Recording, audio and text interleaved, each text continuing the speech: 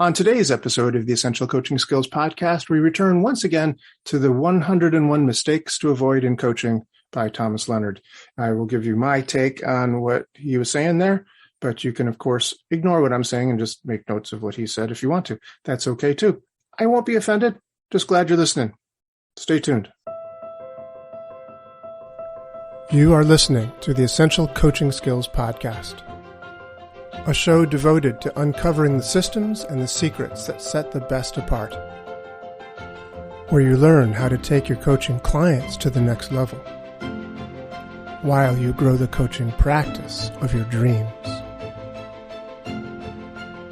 So sit back and relax, or sit up and get excited. Either way, you might want to pay attention. This could be important. Welcome back to the Essential Coaching Skills Podcast. Today we're going to continue on with our 101 coaching mistakes to avoid. We're going to go from number 21 to 30 in this list that Thomas Leonard put together all those years ago.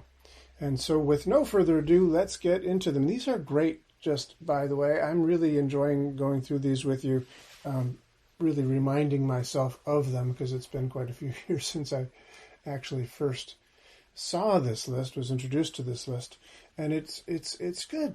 It's good to review things, isn't it? It's good to review things that may be seeming like basics, like, oh yeah, I knew that already. But to review it, to get it again, is so important to get us like really honing your skills. As a musician, you know, you play scales every day. Even though you learned scales when you were a kid, whatever, you still do them every day. It's just really important. Really important. So here we go with no further ado. Mistake number 1, according to Thomas Leonard's 101 Ways. Number 21 is not hearing what the client is saying. At some point during normal conversations, Thomas wrote, people stop listening because they can guess what the person's about to say next. This is so important. When I do coaching with people, I think it was Robert Dilts and Stephen Gilligan who talked about getting into a coach state.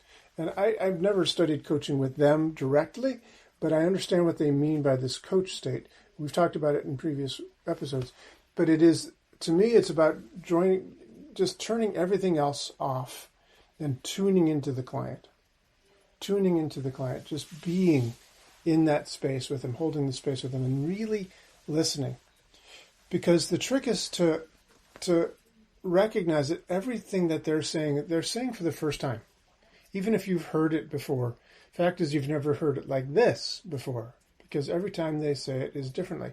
Another very interesting thing about listening, there's a thing called active listening, which you're, I'm sure, familiar with, which is basically you do what in NLP we refer to as, don't tell me. I can't remember the name of it in NLP. I learned it from my friend Kevin Creedon, but it's been a while. It will come back to backtracking. It's called backtracking. Thank you very much. So what you do with that is you listen to what the person said, and then you sort of stop them while you can still remember what they've said and say, so what you're saying is, and then you repeat back to them word for word what they just said. Only difference was at the end of the sentence, you lift up your tonality as if it's a question. So you're saying back to them exactly what they've said as a question. And that is fascinating to do because very interesting thing about the brain, the human brain has different parts that do different things. The part of your brain that creates speech, that formulates words, is a different part of your brain that listens to words. So fascinatingly, the person who has just said what they said has never heard what they've just said. Let me say that again. The person who just said what they said has never heard what they just said because it's a different part of their brain that speaks rather than listens. So if you do this, if you listen to what they said and then repeat back to them what they said, they will be hearing it for the first time. So when you do that in the form of a question in this backtracking thing, so you're saying that, do, repeat back to them just what they said in the question, they'll go like, oh, well, no, not exactly, or yes, that's exactly, or whatever it might be. But it's really great for them to hear that. So in order for you to do that, you've got to be what? tuned into them. You can't be thinking about what else is on my news feed or who's tweeting what or blah, blah, blah. No, you can't be looking something up on Google. It doesn't matter. You stay in the moment with the person. So you're getting paid to do this. So pay attention, respect your clients, pay attention, ask questions, even if you're sure you understand. Seek to learn, not to assume. That is actually Thomas Leonard's last line in this little mistake number 21. Seek to learn, not to assume. Mistake to avoid in coaching number 22. Letting the client rattle you. Clients will say things to you, about you, or your coaching that may upset or rattle you. Don't step over any digs, disses, or off comments. Find out what's behind their concern and at the same time extend your boundaries to protect you. Clear, clean, and full communication is part of the agreement between coach and client, and it's up to you to ensure that the client honors this. Clients are human and have bad days. Do understand and be patient, but don't step over it. So in other words, you got backbone. And while they can say things that are offensive sometimes, I would tell you a story. I think I can probably, this particular person has passed on to the great beyond, so I won't mention her name. But I had a client who thought that since she was paying me for coaching, that she could say whatever she wanted to say. And that she had this notion that therapists are just like these placid receivers of whatever, and that their clients, patients, maybe she was thinking of a Freudian model or something, I don't know.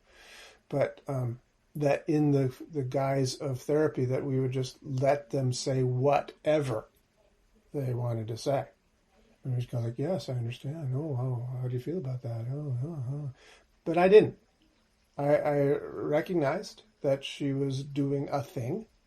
And I said, okay, well, let me just tell you, that's unacceptable here. I expect to be treated like courteously. You can, if you're emotional about things, that's fine, but I am not going to take this. We can resume this again next week. And I hung up. And, you just leave it there. And then when she called back, I answered politely. And then I said, are you ready to talk about this, as a polite human being? And it didn't last long, but there was a really important little moment in our sessions, and it was a kind of a breakthrough. It changed the tone, it changed the timbre and the theme of what we were doing, the sort of tone of what we're doing for the rest of our coaching together. I was not a punching bag. I was not somebody that she could let her stuff out on.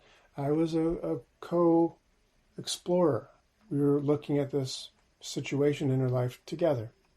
So don't let them rattle you. Sometimes they will do that for whatever reason, and you hold your ground and you stay calm and stay centered and realize it's really not about you. It's not about you. I think for me, the advantage in that particular situation is that I'd been coaching long enough to know that it wasn't about me. That she was, saying these things about me, but they weren't really about me. They were about her and her feelings about certain things, men or therapists or whatever, life, right? So it wasn't about me. It was just a focal point where she was letting out and venting. So I was able to say, I can see that this deluge is not about me. Just like, as an example, right now it's raining outside. It's a very wet day outside. There's this little bird I'm looking at sitting on our fence post. He's just been sitting there the whole time. I don't think he's really listening to me, but he's just sitting right outside the window there. And it's pouring rain out. This is the remnants of a hurricane that has come up from southern states. Did a lot more damage early on, but now we're just getting a lot of rain. Like getting 3 to 6 inches of rain today. It's a lot of rain. He's just sitting out there. He's not offended by it. He's just letting it wash off him like water off a duck's back, So that's a perfect example. He's a great coach, that little bird. Bird on the fence post. Coaching mistake number 23 to avoid. Laying your personal OS on the client. Personal OS is the personal operating system. aka laying your trip on the client. Yeah, Thomas Leonard wrote these in the 90s. So, might be slightly outdated. Hey man, don't lay your trip on me. Whoa, what's up with that? I didn't know he was a hippie. But anyway, laying your trip on the client. So what works for you won't necessarily work for or even be right for some of your clients. The stretch for the coach is to be comfortable and effective with clients who think, operate, and live from a different set of rules, priorities, and assumptions than yours. That kind of well says it, doesn't it? It's curious that a lot of times people come from a certain background. Now, I know that Thomas Leonard had a background of the Est world. He was, I believe, the accountant for Werner Erhard. If we go back to the very first coaching interview that I did in this series with Coach Dave Buck, he was a very close friend with Thomas Leonard, and I believe that's what he told me in that interview, is that it wasn't so much that Thomas Leonard was a Est devotee or the Forum devotee, but he worked for the guy. He was his accountant, Werner Erhard's accountant. I believe that is the truth. And but still, a lot of the way of thinking of the Forum of the Est is in Thomas Leonard's thinking. And yet, when he coached, he was never of that. He was never, he clearly some of these rules, some of his forms and stuff, comes from that way of thinking. But he was able to be flexible with stuff. I remember, however, once, I won't mention any names, a person I know closely related to me was saying to another person close to me that when she took the Est training back in the 80s, I think, he was like, oh, good, finally somebody that I can talk to in the family. As if they had their own vocabulary, if they had their own language and stuff. We don't, as coaches, want to have people adopt our way of thinking, our language, our rules, our way of being in the world. We are there to be flexible and effective for each and every person that pays us to be a coach. That is our skill. That is our ability to be that, to help them become all that they can be and to support them in the way that they need to be supported. That's one of the reasons that coaching can work. I have coaches who are doctors, who are, entrepreneurs. I have clients. When I say coaches, I meant clients, coaching clients, all sorts of walks of life.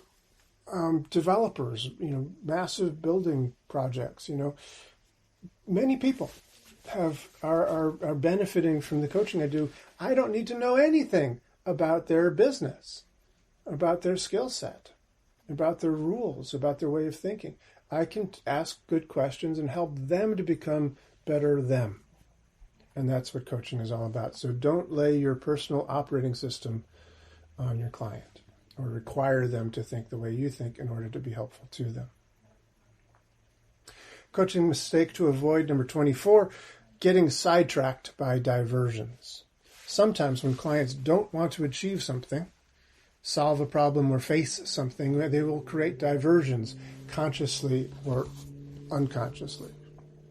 Typical diversions can include personal or professional crises, a new, much more interesting goal, sudden interest in your life, sudden interest in abstract or conceptual conversations, rat-a-tat talking about themselves or unrelated issues. The solution is to press the client to stick with and complete what they set out to achieve or resolve. I'll often find myself in some situations just saying, that's really interesting, thank you. And let's go back for a moment to what we were talking about at the beginning. Now, when we started off, you said that you were going to do this, this, and this. How's that going? And I'll just sort of bring them back to the conversation. I won't make them wrong. I won't make them wrong for having, this diversion. I'll just gently remind them to stay on the track. It reminds me of a story. Milton Erickson once asked, how does psychotherapy work? How does his work with clients? How does Ericksonian psychotherapy work? And he said, well, when I was a boy, was walking home from school one day with some friends of mine, and this horse ran by me. Now, back in this day, when he was a kid, there were no cars, or very few of them. It was early 1900s. So this horse ran by him and ran into this farmer's yard and started drinking out of the trough in the farmer's yard. And the farmer came out and said, "Hey, get your horse out of my yard." And Erickson said, "Well, sir, it's not my horse, but I'll make sure that he gets back where he belongs." And so Erickson took the horse and he brought him back out to the road, jumped up on his back and faced him the direction from whence he'd come and said, "Giddy up." Or words to that effect. Actually, I wasn't there. But, suffice it to say, it was something like that. It got the horse going. And every now and again, the horse would get distracted and he'd start eating some daisies or other grass along the way or whatever. And Erickson would just, bring his attention back to the road and say, "Come on, keep going, keep going." After a while, the horse turned down this other country road and turned into this other farmer's yard. The farmer came out and said, "Hey, thanks for bringing my horse back. How did you know where to bring him?" And Erickson said, "Well, I didn't know. But I knew that the horse knew. And all I had to do was keep his attention on the road." So don't let your clients get distracted by diversions, or don't let yourself get distracted by your clients' diversions. Happens. Coaching mistake number 25, pushing the client hard through blocks. All clients get stuck. How you and they handle this is important. Thomas writes, "I prefer to obliterate the block than to push, pull, or convince the client to move through the block." In any case, blocks are there very often for a very good reason. So help the client to fully understand the nature and dynamic of the block instead of stressing the client to push through relentlessly. With true understanding and full acceptance, most blocks disappear on their own. One of the hallmarks of Stephen Gilligan and Robert Diltz's coaching thing is this idea of acceptance, idea of being hospitable to what comes up. So you accept and you say, "Welcome to these blocks. Welcome. What are you here for? What's the benefit here?"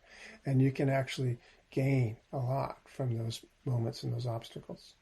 So don't push too hard through blocks or try to,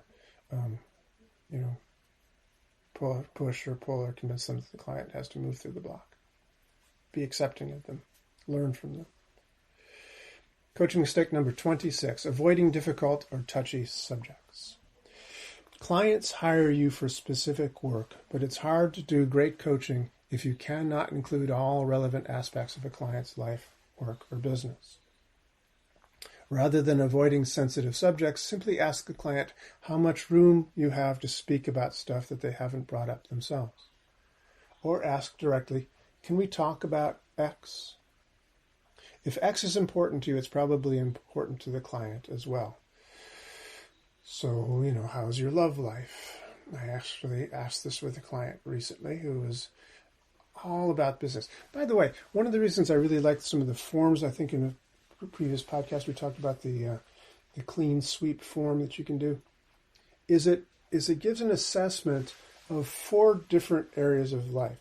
And very often what you find when you do this assessment is that a particular coaching client that comes to you might be doing great in 1 or 2 or even 3 of these 4 areas of life, but maybe that 4th area is, conspicuously not as developed as the other areas. So that is not atypical. It's not atypical for somebody who's an entrepreneur or whatever. They might be focused so hard on business that their love life is in shambles, or their financial life is in ruins, or their health is crappy. Any number of things can be true. So sometimes you want to notice what is being avoided, and don't avoid difficult topics or touchy subjects. Gently, bravely, and clearly explore them with the client. Remember, you guys are in this together.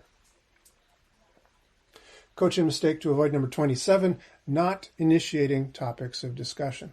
Now, you don't have to limit what gets discussed during a client coaching call strictly by what the client brings up. Thomas writes, 25 to 50% of the topics discussed are ones that I brought up at the beginning and or during the call. Obviously, segue to and from your topics and let the client decline if they aren't interested. But do bring stuff up that you feel is relevant. It's another way to add value and stay ahead of the client. And that is a great point. Staying ahead of the client. What does that mean? The client wants to know that you are worth the money, basically. That you are bringing them to a place where they wouldn't be ordinarily. That you're going to get them to a place in their life that they wouldn't achieve without you. So bringing these things up and pushing them and opening these up, these questions for discussion, is a really valuable service that you offer. Coaching mistake to avoid number 28, talking about yourself too much. Thomas writes, I feel it is valuable to share stuff about yourself, relevant experience, commiserating stories, illustrative anecdotes, personal challenges in certain areas and that you've been discussing, etc. The trick is to keep your sharing short.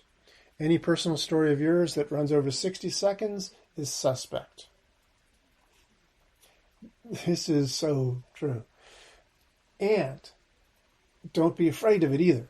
Just don't do it too much. There's that balance that's so important here. Because it is important to talk about yourself. You do want to share these things. They want to know that you have been in their position before. Very important. And you can give them helpful guidance because you have been there before. And you can sort of say, hey, follow me, I know the way. The trick is to not be doing it too much. I have seen, because I've done a lot of work with different people over the years, I have seen some coaches who pretty much do all the talking. They pretty much do all the talking. And it's from a good place, good intention, but you lead by saying, what do you think? Let's go. Okay, great. You lead by saying, what about that direction? What about, if you consider this, what about that? You get them to decide. You are empowering them. If your coaching is all about you, then you're not really empowering them. They might get to some places where they hadn't gone before, but you want to have them feel and really have it be true that they did it themselves, so that ultimately they don't need you. Ultimately, they have grown to the point where, they have gotten to the place where, honestly, they can leave the coaching nest, if you will, and fly on their own. I'm still watching that little bird who's still on that fence post out there. It's really unusual to see somebody like that stick on the post for so long. But he's still there. Very cute. It's still raining. And coaching mistake number 29, not sharing personal experiences. So coaching isn't therapy. You can and are encouraged to share stuff about yourself and relevant life experiences when it will help the client better to understand themselves in the situation. Coaching is not therapy. Let me say that one more time. Coaching is not therapy. I have talked about this particular notion before because sometimes I have noticed people have started using the word coaching instead of the word therapy when it's kind of the same thing. I mean, they're doing kind of the same thing, calling it coaching when it's actually therapy that they're doing. Coaching, however, is not therapy. They are different. Primarily in therapy, you don't talk about yourself. You're a blank slate. One of the things that's true about Freudian therapy, Freudian sort of psychotherapy, is that the therapist is a blank slate. That way the patient can project onto the client, onto the therapist, and you do this transference thing. There can be counter-transference from the therapist to the client. These are really valuable things that happen in an ongoing therapy of that kind. When the therapist is well trained to recognize and utilize these things, they can be very, very, very valuable. So therefore, the therapist doesn't talk about his or herself in therapy. It's all about the client. It's like, oh, wow, that's really interesting. Tell me more about that. How does it make you feel? That's the kind of questions that they'll go so far to ask. But the therapist is really thinking and analyzing, putting things together. So that way, it's really valuable for them. Coaching, however, different. So if a client's going through something, I can say, wow, yeah, that happened to me too, and blah, blah, blah. Keep it short. Looking back to the previous mistake to avoid, and using that opportunity to give these questions, give these shares that help you to go on. So if you put yourself on a limit of 30 to 60 seconds on your share, you probably not go too far. And before I continue with coaching mistake to avoid number 30, I'd like to just mention that you might notice a different sound quality in the recording right about now, and that's because it's a different day. Yesterday, as I noted, it was storming, and power fluctuated, and things went wonky just in the middle of my recording of mistake number 3. So I'm re-recording this last part. It's too bad. I was really brilliant. I mean, boy, wow. I was just at my best. You'll just have to take my word for it. I will do the best that I can with the resources that I have today. So yeah, it's nice. Very sunny day today. It's probably, you might hear crickets chirping in the back instead of rain pouring down. That bird has left the fence a long time ago at this point. But anyway, I digress. Let me go on to coaching mistake number 30, but from Thomas Leonard's 101 Coaching Mistakes to Avoid. This one is called Holding the Client Back. Thomas writes, in an effort to protect the client from failure, stress, or pain, the coach sometimes holds back their coaching or suggests the client scale back their goals. Tough call, he says, but I prefer to fully inform the client of the possible risks of their large goals and seek permission to be totally upfront as needed, and then see how far the client can go. The mistake coaches make is to play God or to hold the client down to what the coach could do. Yeah, that's a really interesting one. I don't think that I am at least consciously guilty of this one very often, if ever. I'm a big fan of dreaming big and seeing what you can do. And a lot of times these limitations that we have are unconscious to us. We're other than consciously, unaware of these limitations we have, these beliefs that we have. It's arguable that I have plenty. Instead of living in a, castle, I'm living in a very small little house right now. Now I have a house and I have an apartment in New York and I'm happily married, and there's lots of great things that I'm incredibly grateful for. And it's also possible that I'd be in very different, structure right now if I had different beliefs about, abundance, etc. So if somebody else has those, really super abundant beliefs and desires, and I'm their coach, it's possible. It's conceivable that I go like, well, you do really need a helicopter, It's possible that my beliefs could get in the way. So we want to not do that. We want to never be the one that is the obstacle to the success of our coaching clients. So this is a tough one. This is a tough one. We have to really be in our best coach self when we're dealing with somebody who's really got high aspirations. I have a couple of them myself right now, I will tell you. And frankly, if they succeed in the scale that they want to, they will far surpass my presence in the world, at least at the moment. I don't know who knows what goes viral these days, and who knows? I don't know. But they are seeking that. They are seeking a large presence in the world and seeking my help to help them get there. So far, so good. I think it's working. And it's also something that I have to be aware of, that, these are their values. And I'm there to, help them find what works for them to get to where they want to go. And that's one of the really interesting, tricky things about coaching that we need to be aware of, is how we can sometimes be the thing that holds the clients back, and we don't want to do that. We don't want to be guilty of holding the client back. So that's coaching mistake number 30. We have done 30 of the top 101. There only are 101. We've done the top 30 of 101 coaching mistakes to avoid by Thomas Leonard, and we will do more in the future. Hope you tune back in to the next episode of the Essential Coaching Skills Podcast. This has been the Essential Coaching Skills Podcast. Thank you for being here. It's a pleasure seeing you again. Hope to see you again real soon.